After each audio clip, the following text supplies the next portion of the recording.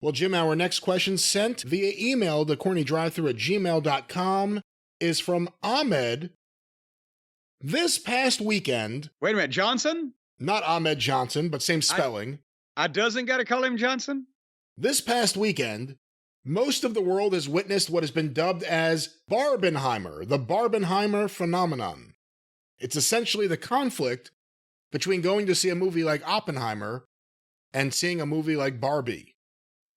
Do you have an opinion on this madness? To be fair, I haven't watched Barbie, but it just shocked me how many people are actually comparing the depth of a magnum opus level film like Oppenheimer to Barbie. I've seen the trailers, and it may seem like fun to some, but in no sound universe compares to Oppenheimer. The reason I've asked you to opine on this is it reflects today's wrestling, not just today's society. It's like comparing Twinkle Toes to The Undertaker or Steve Austin. Never in a million years close. Regale us with your insights, King of the famed Castle of Lewis. Your loyal servant, Ahmed. Okay.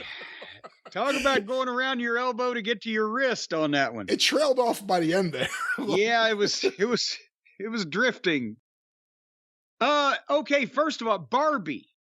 How can they make a fucking movie about dolls?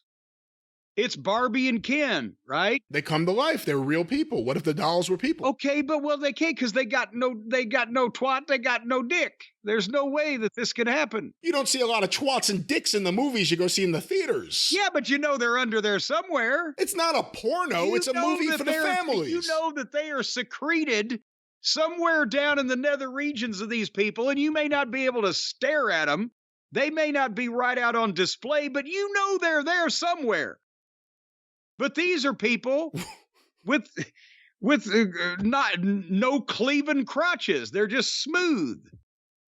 Why is this the problem? Why is this the problem of all problems you have with the Barbie movie? Then how can they be real people and be going around doing real people things when they got no tiny bits down there? The doll has there's no vagina on a Barbie doll for very good reason. There's no dick on a Ken doll for good reason. That doesn't mean live actors. Because we don't want them to procreate. We don't want more of them. I don't know if that's the reason. So the point is, how can you make a movie about these dolls? Because they don't exist and they don't do anything. What would they do if they were real?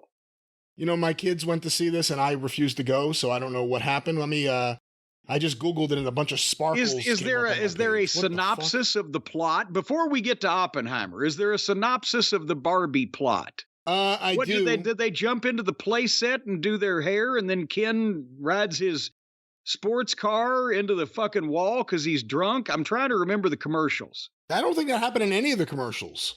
Well, I was adding the other. Well, now that he's a movie star, he's probably on the fucking cocaine. Probably going to run off a fucking bridge in that high-priced fucking sports car of his and liable to kill somebody on the way down. Here's the plot of the movie according to Film Synopsis. Barbie and Ken are having the time of their lives in the colorful and seemingly perfect world of Barbie Land. Probably down there with Colin Thompson on the beach.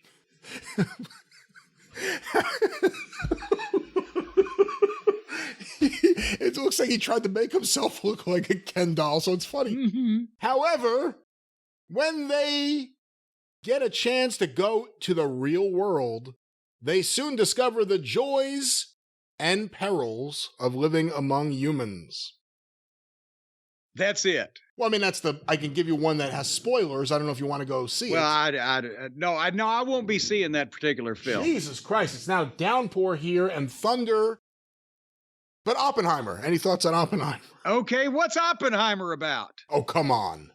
I do not. Jess Oppenheimer, the famous 60s, 70s television producer? Who developed the nuclear bomb? Oh, that Oppenheimer. Here's a description of this movie, Oppenheimer film. Let me see. Well, this is a long plot. It's all about the life of Oppenheimer, Robert Oppenheimer. It's all about a guy named Oppenheimer and the way he did things. The way he developed the bomb that ended World War II. I thought that was, I didn't think Oppenheimer developed the bomb. I thought that was Werner von Braun. Oppenheimer plot summary. Here's a plot summary of Oppenheimer.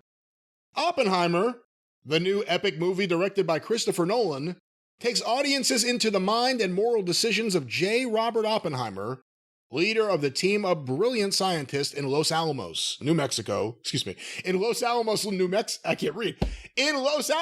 Mexico, who built the world's first atomic bomb. They built the bomb down in Oak Ridge, Tennessee. My uncle lives in one of the houses that they put up, or did live many years ago, in one of the houses they put up for the people going into Oak Ridge to work at the atomic laboratory down there in the mountains of East Tennessee where nobody could find them. I don't know anything about this. You didn't know Oak Ridge? Oak Ridge, Tennessee was built because of the bomb project. I thought it was built because of the Oak Ridge Boys. No, that's where they came from. The Oak Ridge Boys were after the bomb. After the Oak Ridge Boys were caused by nuclear fallout. Didn't the Oak Ridge Boys, were they on was it WCW already when they appeared? Yes, they were. That was that Wrestle War in Nashville. Nashville in 89, yes. Wrestle War 89. We got Terry Funk and the Oak Ridge Boys. Look up Oak Ridge, Tennessee there on your Google machine if you think I'm bullshitting you. Okay. And half the town was built there back then. They had the long houses, the shotgun houses that they call, but they had one family on each side, and there was a wall in the middle. And because I always wondered when I was a kid why my Uncle Harold lived in a house with 2 front doors and 2 kitchens, one at each end of the fucking house. Oak Ridge is a city in Anderson and Rowan counties in the eastern part of the U.S. state of Tennessee, about 25 miles west of downtown Knoxville. Oak Ridge's population in the 2020 census, 31,402. Holy shit, they've grown. It is part of the Knoxville metropolitan area. Oak Ridge's nicknames include the Atomic City, the Secret City, and the City Behind the Fence. Yeah.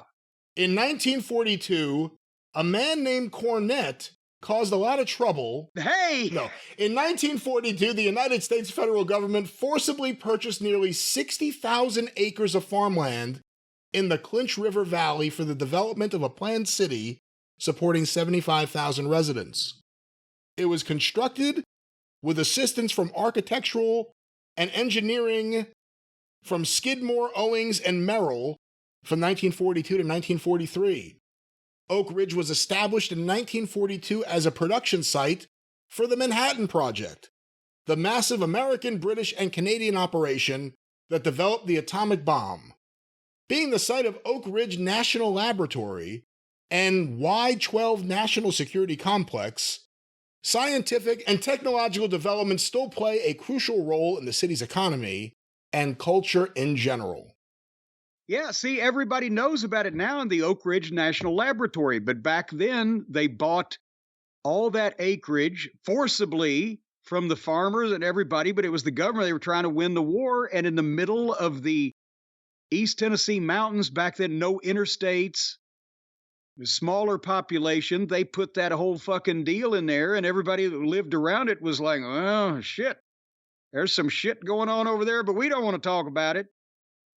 And they helped build the fucking bomb. Yeah.